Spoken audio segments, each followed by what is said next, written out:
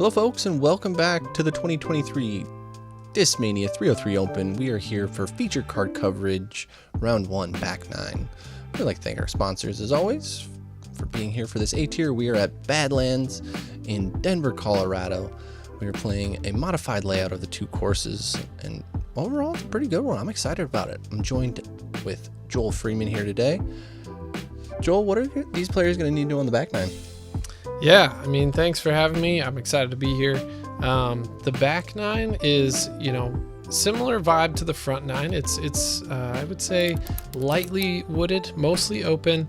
A lot of just wind management. Get your angles right, get your overstable plastic dialed, and get those putts to fall in the bottom of the basket. Hole 10, we're throwing over a pond that won't really come into play. You're just trying to do whatever you can to avoid this guardian tree and get yourself a circle 1 look.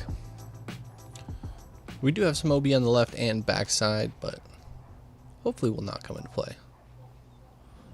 Yeah, it's a little bit of an island, I guess, but it's pretty generous. I don't see many OB shots from the top players. And speaking of top players, we've got a pretty strong field for a Denver tournament.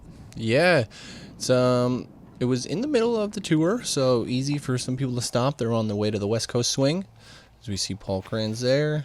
No stranger to this area, though, Joe Rovere. Ripping on the juggernaut to get that drop, that downward action at the last part of the flight. Here's an individual that some of you may not know, Lucas Carmichael. He's an up-and-comer out of the northern Colorado area. He's unfortunately going to catch that OB I was talking about there on that backside, give him a circle 2 look. Yeah, Lucas may be getting it a little too flat on nearly saving the par, but finding an unfortunate OB there. I'm a little more familiar with Lucas. He's played a whole lot in Greeley, Colorado, which is a place where I've lived for a handful of years. Went to college there at the University of Northern Colorado, and he's played a lot of rounds on that campus. And so, Lucas is, talented young style of play. Throws the disc hard. He's got a good putting stroke and likes to play aggressive. Here's Paul. Speaking of a good putting stroke, Paul Krans. Smooth. Yeah, getting it in there. It's hard to tell on this hole, but it is quite a windy day here in Denver, Colorado. Yeah, it's funny the way Colorado won't show it as much because you've got a lot of that high mountain terrain, the robust grass and robust trees. They won't sway as much as a lot of other kind of greenery will. Joe being very deliberate on this putt. Yeah, making sure he takes his time. He wants to capitalize, get that birdie. Like we were talking, they're a little hard to come by today. As Lucas even giving some thought to this one. You can see his shirt is starting to rip there as the wind is picked up. Yeah, big gust as soon as he steps up.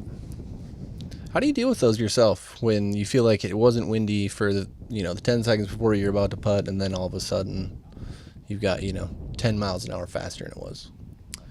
Yeah, I think when I'm in the right headspace and when I'm playing well, when I'm putting well, I try to just disregard it and let the instincts kick in. That's when I tend to be most successful. Just focus on keeping that stroke smooth, and regardless of the wind, things will go well. This one is a par 4. You've got a blind landing zone, which is a little bit of a theme on this course. Roller is a popular play on most days, but it's too windy to bust out the roller on this tee shot. Yeah, this tee shot is really getting yourself into position to try and attack. With the wind we had today, it's almost hard to get into a comfortable position, I would say. Oh, Paul's proven me wrong. He's going for that roller even in the wind. Oh, maybe not. He's just going turnover. Or maybe somewhere in between. Yeah, maybe a thrower. Yeah. The second shot is all just playing with the cards that you're dealt off the tee. So just kind of seeing where you're able to get. Oh, this is interesting. Yeah, we had a little visitor try and jump on the course as we were on the tee box. Little stray ATV action out there. He understood what was going on after he saw the people out there and decided to head back on his way. Joe going turnover. And I mean, as you could see on the first and third one there, they're really getting just slapped down out of the hand. Not really able to gain the height needed. I mean, Joe put that on a nice angle. I mean, that's a well-executed shot, but it kind of puts him in a weird position right behind some tree and bush material. There's Lucas getting a nice drive. He'll have kind of a hyzer look. It's kind of hyzer on whichever way you want with this like clump in the middle here. For reference, just so everybody knows, it is Mando left of all the light poles. So you're not able to throw out and over the baseball field. Oh, I did that. So Did I find the OB? So Lucas rolled into what is supposed to be OB. However, on day one, we showed up and the flags had been removed. Oh. And we learned it later in the round, so they actually took that OB out for round one, but it will be back for round two. Interesting. Okay, yeah, because I was going to comment that, this upshot I think favors the backhand a little bit more because of that OB, just because you're able to play it towards the inbounds area as opposed to the forehand. It, is going to test that OB corner a little bit, but hey, here we are in round one, and it's safe. Safe today. Joe having trouble with his upshot there. He's going to leave himself about 90 feet or so. Yeah, didn't get the air under that one that he needed. Here's Paul from circle 2 as well. Long bid. Kind of wiggled in the air there, but gave it a bid. Either way. Myself from circle 2 as well. Oh, nearly makes it 7 through 11. That's a good bid. Good stretch of holes there. Yeah. But we'll take it, though. It's kind of one of those ones that you're giving a half bid. If it misses, you're going to be close, but if you make it, you're going to be excited. Absolutely. Yeah, not feeling too bad about it. Lucas, on the other hand, just comes away again with more strokes on the hole than he would like. Paul getting in for the par. And yeah, it's looking like pars all around. Yeah, one of the tougher holes on the course. Not going to be a ton of stroke separation, I would say, for these top players, but one that you want to at least have a birdie look on. So we move into hole 12. Yes, sir. Another blind landing zone. So this one will play as an island. Forehand, probably the favorable play, but backhand turnover also works just fine. In fact, the backhand turnover probably will get, less ground play, so that might actually be the preferred option. But it's whatever the player's comfortable with. You're busting out that forehand. Is this that Juggernaut again? Nope, the Quasar. Oh, okay. Well done. Yeah, getting to about 20 feet there. Gotta love shots like that. Paul next with the forehand as well. Yeah, and this one's just all about the ground play. Sometimes you can get big skips. Other times it'll kind of check more like Paul's just did there. Joe's going to show you that buttery turnover. Looking good. Oh, got the lift, though. Is it going to get down? Oh, man. Fortunately, he's going to go long. He's going to be heading to the drop zone. Wow, that looked like a good shot to me, but that really just stayed in the air, just kind of floated in that gentle headwind. Maybe not so gentle. Lucas getting one out there. Getting the straight skip, actually. So 3 sidearms, 3 different skips. Yeah, really tough to predict. Again, not only is it blind, but it's also a little bit patchy, some dry spots, some thicker spots. Lucas with a long look here. Oh, just off the top. Yeah, and I understand his frustration there. He's been close all day, but he's just not getting birdies. Paul also hitting that top band there. Yeah, maybe expecting a little bit of drop from that side.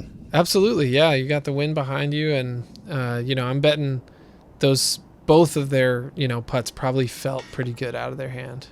Ooh, that on the other hand, how'd that feel? That was horrendous. Yeah, not enjoyable watching yourself put into the cage. You want to at least give it a chance. Yeah, you can see taking a little frustration out there. Yeah. Because that's when you want, and to not get it over the cage is a little rough. Yeah, losing a little momentum after having a good stretch. This one is hole 13, so this is another hole that has kind of been around for quite a while, but has been modified over time.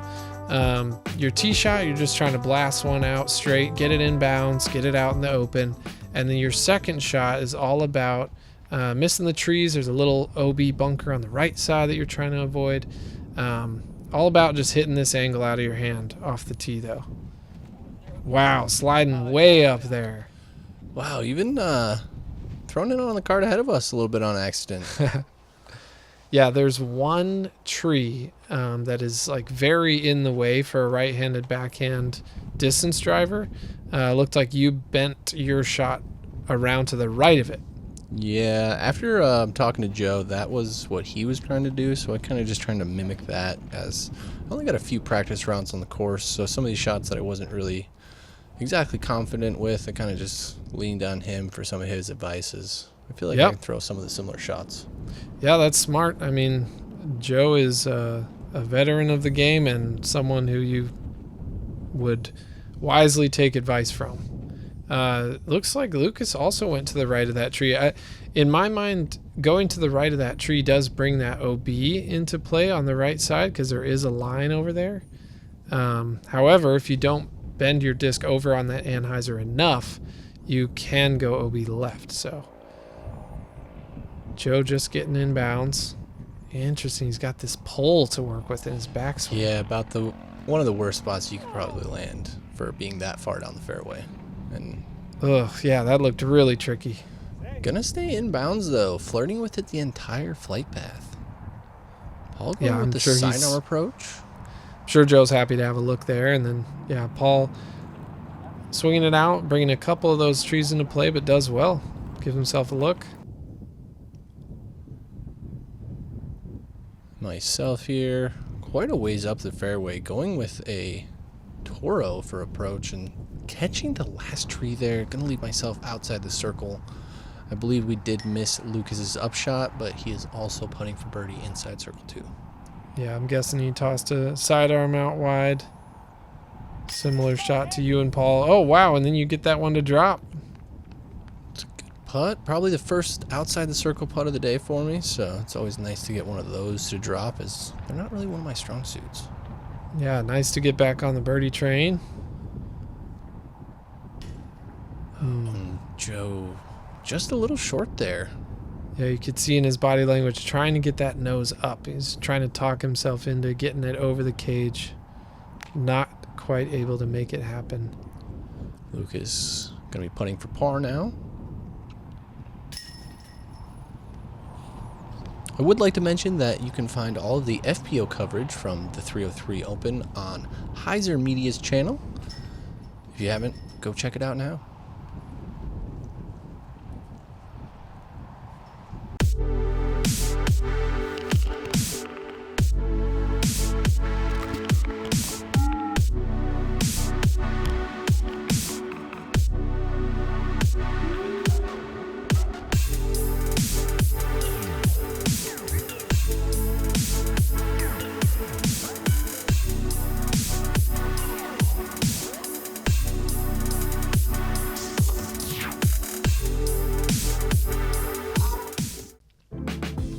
Jumping back into hole 14.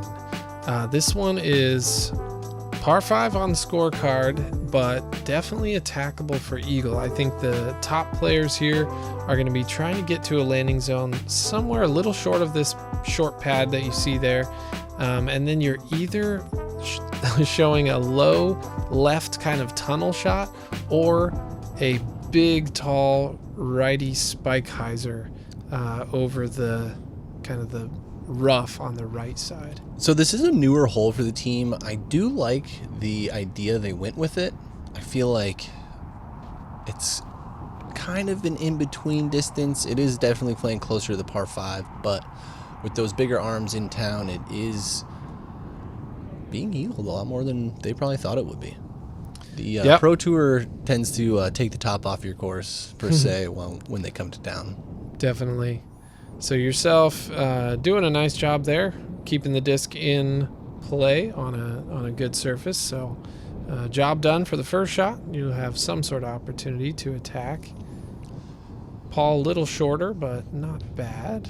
Yeah, I think if you can just get past that first grouping of trees, you're able to attack for birdie. And if you can get about 100 to 150 past, you've got that eagle opportunity, either going right or left side over everything. Yeah, Lucas making this look like a not very technical shot, just able to go over those trees. I think for a lot of players, they're not quite able to go so high, and so they're kind of bringing those trees a little more into play. Joe going with a little bit of an in-between. This is probably scaring him a little bit, headed towards that left OB. Yeah, he was not happy with that one out of the hand. Yeah. Here's a good look from our fairway, looking down that tunnel to get to the green. He's going to be in good position to get up and down for a birdie. Yeah, he'll be in the middle with an opportunity. So myself here, I'm a little pinched on that right side. Going to have to really skip one down that fairway to get myself in position, and we're going to find ourselves right in the middle, looking in a good spot to get birdie. So then good thing about Joe being on this left side is you're high on the hill, and so you have the distance advantage to be able to attack the green. Puts it up high and wide, gives himself an eagle putt. Ooh, some probably unexpected landing zone there for not only the spectators, but also our volunteer there spotting. Sure. Lucas trying to follow. That one has the height, but I'm afraid it's going to come back with being that high. Getting played with by the wind quite a bit. Yeah, he's going to be probably 100 to 120 short, I would say. But still up there quite a bit. Good distance. Should be able to get birdie. Paul trying to use his straightest disc to get close to the basket, and just a little too much hyzer, a little too soft. Didn't quite commit to that one. How's the footing here for you? It's pretty bad. I was actually just going to mention that. You kind of see those orange flags there. They had some unexpected runoff come through the hole, and they kind of gave us a casual area that got very soggy. So appreciative of the tournament staff for taking that into consideration. Oh, wow. Yeah, Lucas really did come up short there. Was that a little grenade that we just saw? Yeah. Nice. Some creativity from the young gun. Paul with a good bid for birdie, but going to be too high. And Joe having a wide open look here for eagle. Oh, gosh. Full effort, but going to be just a little short. Here's myself from birdie. That's disappointing for yourself and for Paul, because you guys both played textbook shots on the first and second, and then just couldn't quite get up and down for birdie. So looks like it's just gonna be Lucas and Joe with the birdies. I think taking a par like that is sometimes, for players of this caliber, it kind of feels more of a bogey. Sure. When you feel like you did put yourself in such a good position. Here is Paul for his par. Gonna clean that up. Seeing a lot of pars so far on this back. Playing a little harder than we would have thought. Yeah, absolutely. And yourself starting to separate from the group a little bit. Are you the kind of person who looks at scores from the get-go, or not so much? You're not trying to give yourself extra to think about? It kind of just depends on the mood and the day. Some of those days where you're just feeling it, like I feel there's not a need to look at scores. Sure. Like if you're feeling it where you're playing everything's clicking, I don't think you need to. If you're kind of having an off day, like sometimes I'll kind of look at them. But today was a day where I was in the zone, and I felt my game was very comfortable, and I was going to be happy with my score at the end with how I was playing. Hole 15 is our first tunnel shot, and actually a pretty sweet hole for Colorado. We don't see a lot of holes like this in the Denver metro area. Absolutely. Yeah, I agree. I love just being able to throw this hole in there, really enjoy forcing players to throw straight when they've been throwing a bunch of hyzer bombs all day. Brings in a lot of good technicality into it. I think there are just a few little branches that maybe could make it a little unfair, but in general, fun hole to play, and when it's done well, a really fun shot to watch fly. Yeah, as we see, our card's struggling quite a bit so far on it. Yeah, a couple misfires. You're able to throw wide open shots all day, and then we get to these last couple holes, and you got to throw a couple precision tee shots. Yeah, Paul nearly getting it into the right airspace, but just let go a tiny bit early. So now you guys are looking at some touchy little upshots. Yeah, no one really in a good spot to get birdie. Yeah, so about 15 feet left of the basket is actually a pond, and so there is a little bit of OB in play. So you might see players getting a little shy and leaking those shots off to the right. Not your everyday up and down from that like 100-foot range. No. Gets a little touchy. With Joe being our closest, actually getting to circle 2. Gives it one of those spin putt bids that he's been doing for the day. Gonna have probably about a 20-footer coming back. We've got some testers now for pars. Yeah, I think Paul's looking into a headwind here. Tricky putt. Dead center.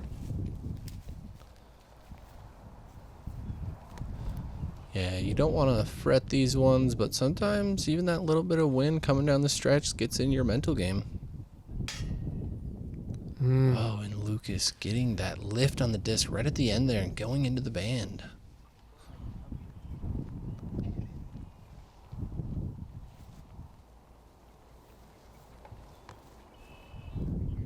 Little straddle out from the bush. Yeah, it should be simple here. Set it in those chains. Joe should be able to clean up his par successfully as well. I imagine, at least. How do you feel about coming back and playing these local A-tiers?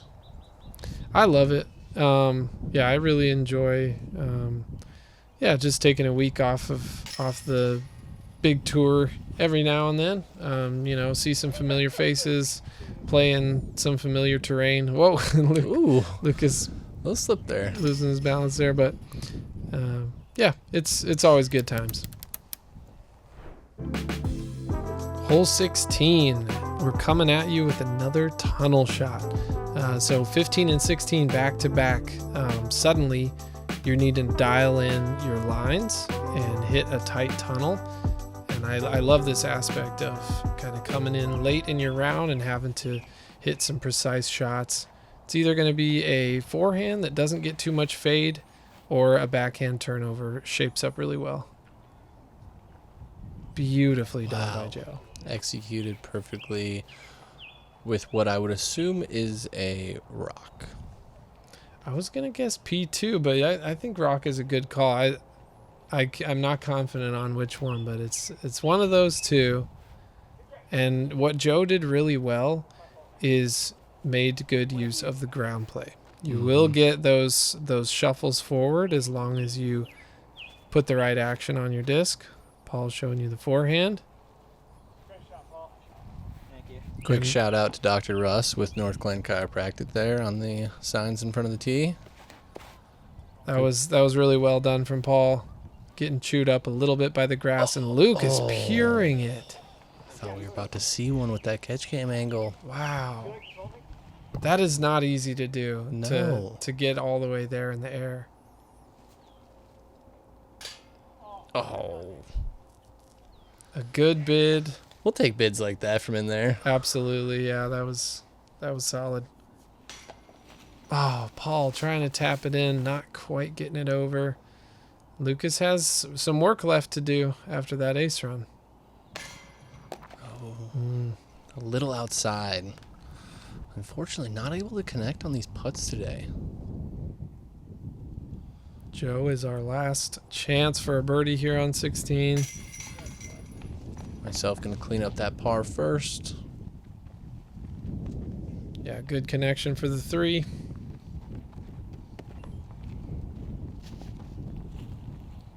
Here's Lucas for his par.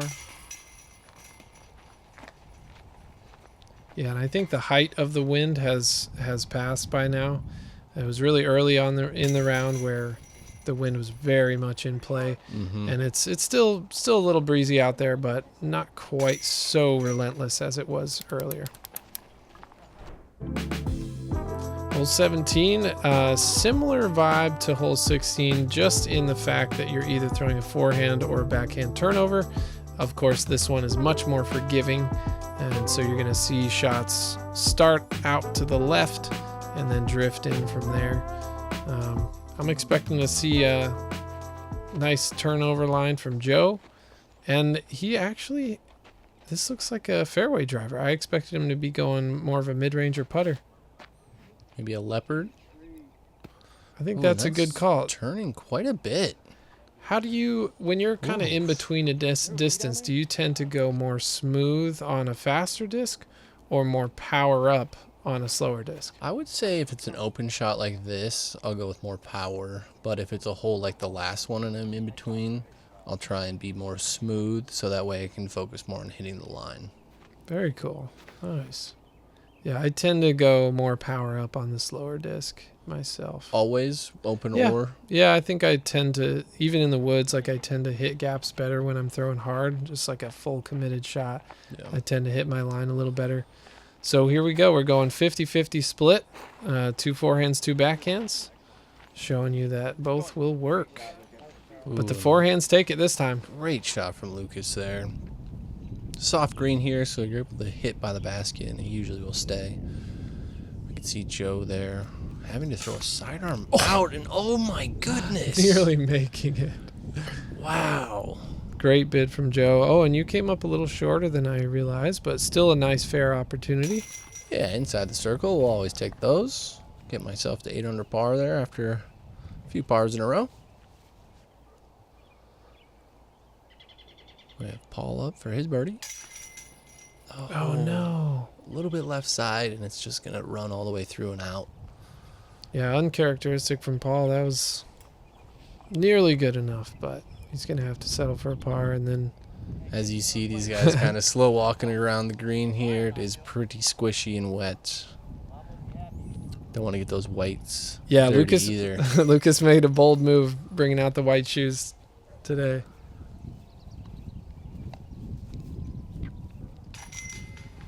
Joe's going to get his 3. Looking back, he is not happy about where he landed. We're Got to on go hole 18. mid-range next time, Joe. Probably does. Hole 18, though. Take us home.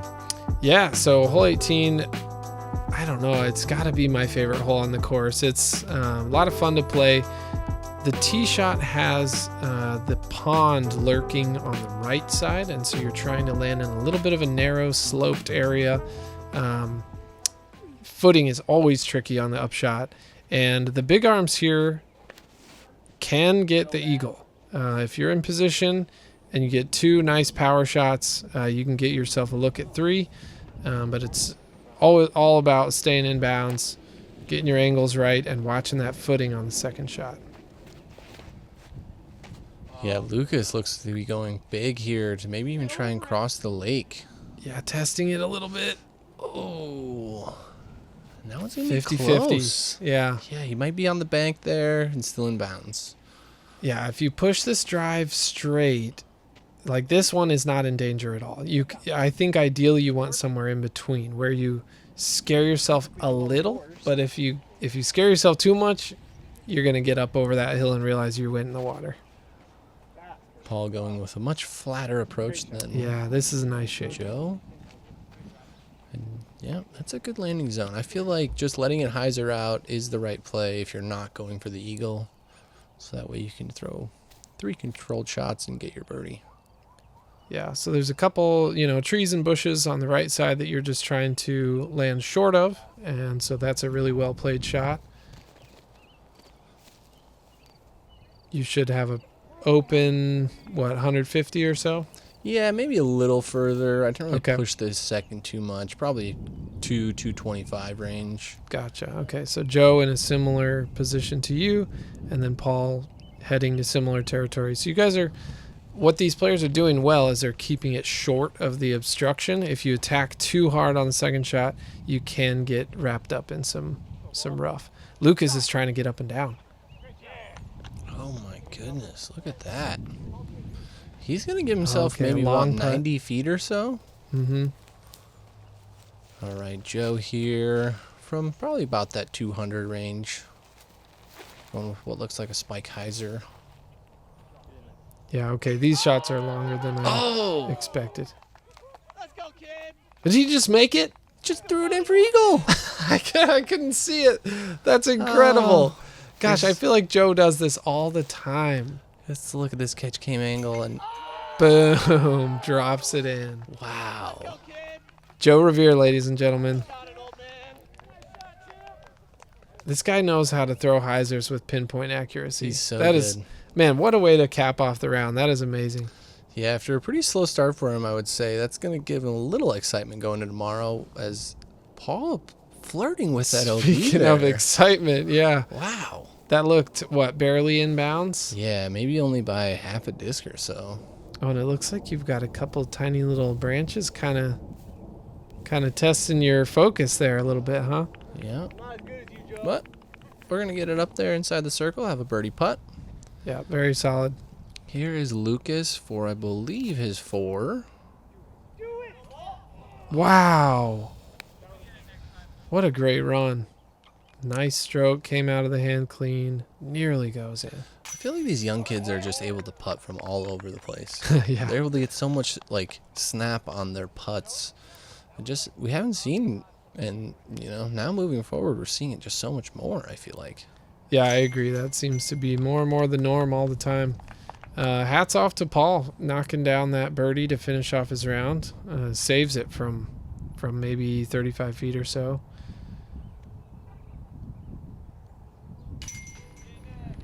You'll finish your round off with a nice birdie. 9 under. How you feeling about that? Good. Yeah. I feel good. Good, strong I feel opening like score. If any course you can get half the birdies, you're usually in a good spot. Take a look at our card here. Myself, like you said, at 9 under. Joe at 6. Paul at 3. And Lucas finishing at even. Very organized of you guys, all shooting 3 strokes apart. And here's a look at our leaderboard for round 2. No surprise there. Aaron Gossett, yourself making a move up the board. As always, we appreciate you watching. Joel, thanks for stopping by to get this commentary going with us. Absolutely. Thanks very much for having me. Enjoy everybody tuning in, and thanks for all the support.